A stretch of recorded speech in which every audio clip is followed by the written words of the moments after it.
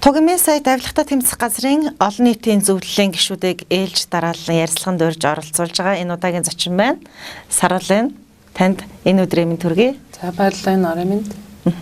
Таныг байгаль орчны чиглэлээр нэлээд бас тууштай тэмцсэн тэмцэгчдийн нэг энэ чиглэлээр төрийн бас байгууллага ажилуулад мөн авилгын эсрэг одоо өнөөдөр энэ үйл ажиллагаанд оролцоод явж байгаа иргэн хүн байна Монгол улсын.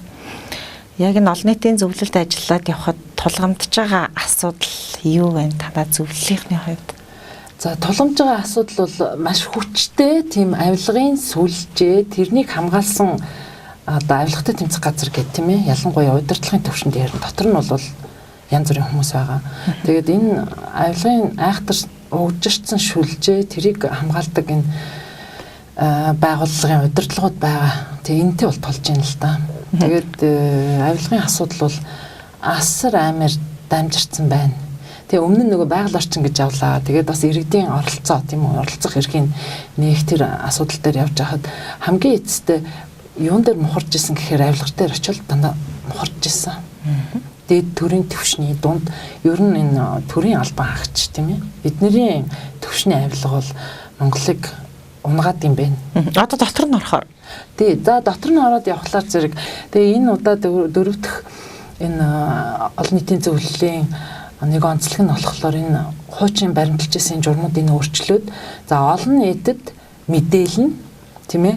Тэгээд хаагдсан ер нь хэрэгсэхгүй болгоцсон тэр хэрэгүүдийг ер нь судлаа тийм ээ. Бид нар чинь мөрдөх тийм юу ажиллагаанд нь бол процесс нь бол оролцохгүй шүү дээ. Яагаад энэ хэрэг хаагдсан? Яагаад чимээг болт? Тийм хэрэгүүд бол зөндөө байгаа юм байна.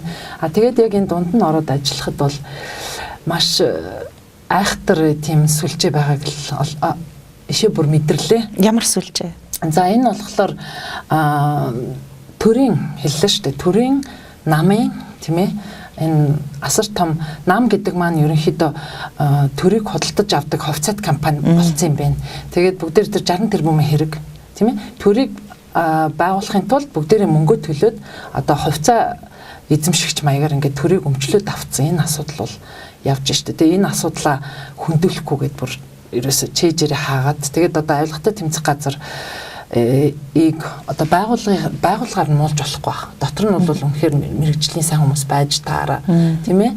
Яа гэхдээ бас ганц хоёр хэргийг бол илрүүлжлээсэн шүү дээ.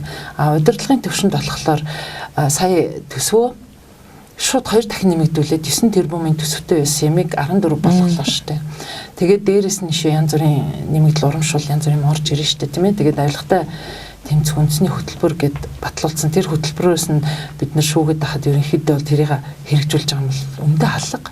Тийм энэ бол зүгээр нэг юм шоу мөнгө батлуулах бас нэг юм болцсон юм. Тэгээд авилгатай тэмцэх газрын удирдлага нь ингээд 60 тэрбумын хэрэг, офшорын хэрэг, одоо өөр яадаг нэлээд том хэрэгүүдийг хаацалаад ингэж хөвж байгаа нөхцөлд ажилтнуудынх нь бас бодоход амын хаах гэж тийм ээ. Удирдлага нь энэ манай энэ одоо инх жаргал даргын үед энэ байгууллага асар өндөр төсөвтэй мундаг байгууллага боллоо гэж амын таглаж байгаа бас нэг их хурлаас тийм ээ төрөөс баталж байгаа авилга юм уу гэж бодож байна л да. Яагаад гэнэтгээ 2 дахин юм уу? Өмнө нь ингээд явж исэн. Тэгээ сая 60 тэрбумын тийм төрийг ховчилж авсан асуудал дээр одоо ороод ирэхтэр хөндөд ирэхлээр зэрэг төсөө шууд нэмлээ шүү дээ. Монгол Улсын ерөнхийлөгч Баттулгыг ерөнхийлөгчөөр сонгогдмогццаа авилгалтай тэмцэх газартаа тулж ажиллах нэ гэдэг зүйл хамгийн түрүүнд нэг чиргал даргаыг хүлээж авч уулзахад иргэн бүхэнд тод туссан. Тэгсэн. Ерөнхийлөгчийн сонгуулийн үед бол 60 тэрбумын асуудал гарч ирсэн. Тэгэхээр энэ бол нөгөө анханасаа төлөвлөгөөтэй ажил байсан юм шүү. Ардчилсан намын хүмүүсийг нэг баг болгоод авилгалтай тэмцэх газрын хажууд олон нийтийн зөвлөлгээд хүмүүсийг бий болгочлаа. 15 хүний бүрэлдэхүүнтэй. Ардчилсан нам биш шүү дээ. Бүгд биш шүү дээ. Тийм. Гэхдээ яг ингэж харж ийн л да зарим хүмүүс тийм. Тэгэхээр энэ авилгалтай тэмцэж байгаа нь бол өөрөө зөв зүйл, маш зөв зүйл. Яг энэ цаг үед Монголд нэн толгомдсон асуудал байгаа.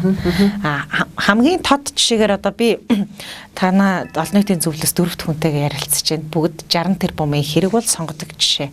Энийг илрүүлэх хэрэгтэй. Ийм үнийг хаацалж байгаа хүн бол инх жаргалгээ яг сая таны хэлдгийг хэлдэг байхгүй юу? Тэгэхээр зэрэг ингэмээр олон нийтийн зөвлөлд та яг ардчилсан намын бус олон хүн байгаа л гэж юм л та. Би жишээл арчин холбооных. Тэгээд орсон. Яг ардчлалаас ихтэй хүмүүс байгаад байдаг. Ерөнхийлөгч Батулга бол 60 тэрбумын хэргийг сонгуулийн үеэр бол дэлгэрч тавьсан. Тий. Тэгэхээр энэ бүгд ямар холбоотой юм бэ? Анхудаа илчлэгдсэн энэ яг бичлэг нь ингээд орж ирсэн баг тийм үү? А тэрнээс өмнө Намрын их хоёр ерөнхийлөгч байхад бас л энэ анх удаа төрийн албыг зах зээлд оруулсан хүн гэж ярьдаг тийм үү? За тэгээд тэр үед яг сайдуудын үнэлгээ гарцсан байсан шүү дээ. Элчин сайдын үнэлгээ 500 сая. Ямар сайдын юу лээ? Бүх юм том албан тушаалууд үнэлгээнд орсон байсан шүү дээ. За тэгээд сая харин азар би бол азар гэж бодож байна тийм үү? Өмнө нь тэр яриа бол зөндөл явж ирсэн баг тийм ээ. Тэгээд сая бол бүр энэ бичлэг нь өөрөө дэлгэдлээ, гарч ирлээ тийм ээ. Харин би бол боддөө шүү дээ. Хүн заавал бид нар бүгдээрээ авилгад нэрвэгдэж байгаа. Бид нар авилгын бүгдээрээ золиос болж байгаа тийм ээ. Тэгээ хармаанаасаа бид нар дандаа авилгын мөнгийг төлдөг. Тэгээ хүмүүс би боддتي тэрнтэй энэтэй холбоод улс төржүүлээд тэгээд бүгдээрээ тэрний хэрэг гэж явах хэрэггүй байхгүй. Би бол харин баярлж байгаа. За Батулга ерөнхийлөгч гарч ирээд энэ хэргийг харин ингэж зоригтой дэлгэж байгаад нь бүр баяр хүргээд бид нар дэмжиж явах хэрэгтэй гэж боддتي. Тийм тэгээд 60 тэрбум гэдэг чинь өнөөдөр түрүүний хэлснээр төрийн алба хувьцаат компани болцсон байна. Тийм ээ? Би хувьцаагаа төлснийхаа төлөө ногдлашка авч байна. Ийм муухай хэлбэрт орсон Монголын төр ингээд нурж унж байгаа ийм нөхцөлд харин золоор өстө жинхэнэ ийм хүн гарч ирээд тийм ээ? Тэгээд бид нар харин дэмжиж дуу хоолой болоод явъя. Тийм.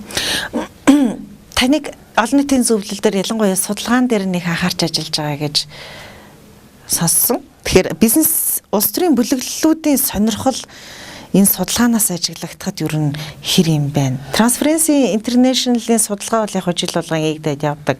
Манайх бол ухарч байгаа тийм үргэлж. Гэхдээ энэ судалгаа байдаг юм уу? Та бүгдийн хийж байгаа судалгаа байдаг юм, алгалтай тамцах газар хийж байгаа судалгаа байдаг юм. Энэ донд бизнес улс төрийн бүлэглэлийн сонирхол гэж зүйл юу хэрэг харагдаж байна. Тий, эн чинь нэг л 60 тэрбум бидтэй тийм үү? Би тодорхой хөрөнгө төрд орууллаа. Энэ албан тушаал авлаа. Би ашка саалын үнээс сааgal авна штэ. Одоо энэ утааг хар. Тийм үү? Утаа чинь бид нар чинь тэр ногоон хөдөлгөөн гээл 2006-7 онд явж хахад бүр аимшигтай болсон шүү дээ. Тэгэхэд утааг мөнгө болгох харгыг олоод тарцсан л байгаа байхгүй. Тэ өнөөдөр яасан 140 тэрбум төгрөг тийм ээ. Энэ хотод чинь сэргээгдэх эрчим хүчийг нэвтрүүлээд өчнөө газрыг аварчих тэр их мөнгийг тийм ээ. Лас Вегасыг 5 сая доллараар тэр их гэрэлтэй тэр айхтар том тийм ээ өдөржин шүнжэнгөө маш их эрчим хүч хэрэгэлдэг тэр хотыг 5 саяхан доллараар тийм үү маань 140 тэрбум хамаагүй бага мөнгө шүү. Шууд сэргээгт эрчим хүч рүү оруулсан. Өнөөдөр тэр хот яаж ийн?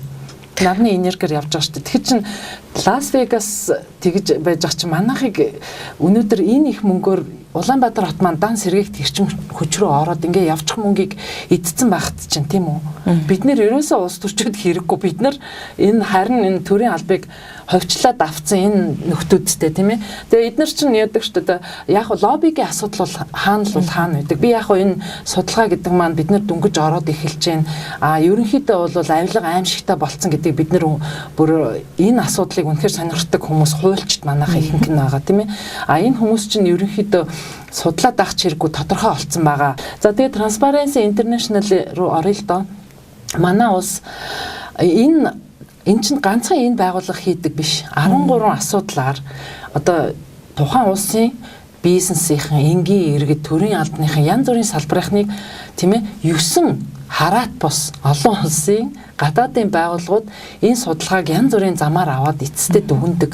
Тэгээд тэдний дүгнэлт гэдэг чинь сая тэр бас Азийн сан аимшигтай том судалгаа хийсэн шүү дээ. Тийм ээ.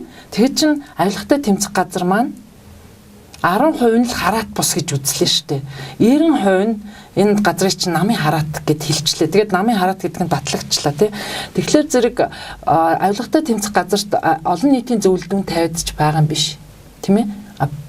Олон улсын байгууллагууд тавьцлаа. Тэгээд Transparency International-ийн тэр судалгааг ерөнхийдөө үзээд байхад ингэж байгаа бид нар бол зөвхөн асуулгаар авсан судалгааны дүн нь энэ 70 дуур зөндөө их мөнгө явж байгаа хэд дахин илүү явж байгаа. Тэгэд ярих юм бол энэ улсуудын дүн доош орно гэж байгаа. Тэгээд Transparency International гэдэг байгууллагын эцсийн яг тавьж байгаа энэ дүн хэн тавьж байгаа гэхлээр Монгол улсад биш авилгатай тэмцэх газарт тавьж байгаа дүн. Өөрөөр хэлбэл энэ улс авилгатаа яаж тэмцэж байна? Энэ улсад авилгатаа тэмцэх чадвар байна уу? Энэ улс авилгатаа тэмцэх хүсэл зориг байна уу гэдэг дээр нь өгж байгаа үнэлгээ. Тэгэхээр манай улс ерөөсөө дундаас доогуур одоо 17 оны дүн утгагүй гарна 1 сарын дундуур тэрийг бүр муу дун аавна. Яагаад тэгэхээр новшорт орчлоо. Тийм ээ. За дараа нь тэр Европын холбооны тэр татварын асуудал дээр манайх харж агсаалтанд орчлоо. Тэгэхээр манай дүн бол улам доошоо явна, тийм ээ. Америкийн нэгдсэн улсын элчин сайдын яамны вебсайтн дээр тавигдсан бас Монгол улс бас авилгатаа тэмцэж ажиллаж байна. Урагшилж байна авилгатаа тэмцэх ажиллагаа гэж дүгнсэн байна лээ л дээ. За яг хуу бас оргүй гэж хэлэхгүй дээ, тийм ээ. За намрын их хоёр улсын төрийн албуудыг зах зээлд оруулж ховчсныхын төлөө үнэхээр баригдсан тийм үү. Тэр бол нэг том алхам. Би бол том алхам гэнэ. Өнөөдөр энэ хүн гэтэл ерөөсө хуйлгүй хүмүүлэл яваад байдаг. За тэгээд яг хуу сүүлийн үед бас янз бүрийн сонсогдоод байна, тийм ээ. Гэхдээ бид нэр энэ олон нийтийн зөвлөлд ороод ажиллаж байхад тэр хүмүүсээ дараа нь явуулчихдээ билээ. За тэгэл авилгатаа тэмцэх газрыг ерөөсөө нөгөөдөл нь тоодгүй юм уу? Эсвэл эднэр нь ерөөсөө ингээ худлаа нүд хуурсан бичиг өгд юм уу, тийм ээ? Тэгэл тэр төмөр замын хэрэг инээ тэрэг гэлтгэж чинь нөгөөдөлийг халлаа гэдэг юм бичиг ирж байгаа байхгүй юу? За ямар ч гэсэн ингээ авилга авсан хүмүүс хариуцлага үрж байгаа юм байна гэсэн чинь дараа нь төмөр замаас өөрсдөөс нь мэдээлэл ирж байгаа нөгөө хүмүүс чинь тушаал бууруулад дахиад яг нөгөө ажил үүргийг нөгөөд альбомд нь тавьсан гэж байгаа байхгүй. Хин энэ хамгаалсан гишүүн байдаг тийм ээ. Тэрний туслах байсан хүнийг ингээл том альбомд тавьсан. Нөгөө 60 тэрбумын гайч нь яваад байгаа учраас манай олон нийтийн зөвлөлд тэрий чинь байнга ярьж байна. Би мөнгө төлцсөн, би өөрөө хүнээ тань. Тэгээ одоо энэ ардын намын одоо ирэх болж байгаа олон учраас тий ардын нам гэж яриа. Эднэр ч гэсэн өөртөө хэлж байгаа үсттэй. Хөрөлс ерөнхий сайд ч одоо өөрөө хэлсэн шүү дээ. Нуугаад явах шахааны хүмүүс. Тэгэхээр чин 60 тэрбумыг ярихгүй яах юм бэ те. Тэгэл дандаа энэ авилгатаа тэмцэх газарт өгөөд нөгөө дуу олцсон, өргөдөл нь алга болцсон. Өчнөө 10 жил баг зарим хүн одоо өчнөө ясаар гад хуйлж болцсон хүмүүс шүү дээ. Мэргэжлийн биш те. Тэгэд энэ хүмүүс чи яаж юм гэхэлэр тэрэн дээр очиод мухардлаа, энэ дээр очиод мухардлаа. Тэгээд нөгөө өргөдөл гомдол хаана явж байгааг нь мэдэгддэггүй. Тэгээ очисон чинь өргөдөл чи алга болцсон гэж хэлдэг. Энэ тохиолдол бол нэлээд гарлаа шүү дээ. Сая хэдхэн 4 сар боллоо шүү дээ. Энэ хугацаанд ийм юмнууд гараад л шүү дээ. Өргөдөл алга болсон гэснээс Монгол банкны ерөнхийлөгч асан зул жаргал алга болсон асуудал байгаа. Тэрийг би мэдэхгүй байна. Тийм. Тэр асуудлаар танд мэдэх зүйл байхгүй юу? Би тэрийг сайн мэдэхгүй байна. Одоо ямар ч гэсэн одоо өнөөдөр бид нар олохлоор бүх өргөдлийг авч үзэхгүй шүү дээ. Бид нар чинь тэгэл авилгатаа тэмцэх рүү гүйж ороод тэр яасан энэ яасан гэхгүй.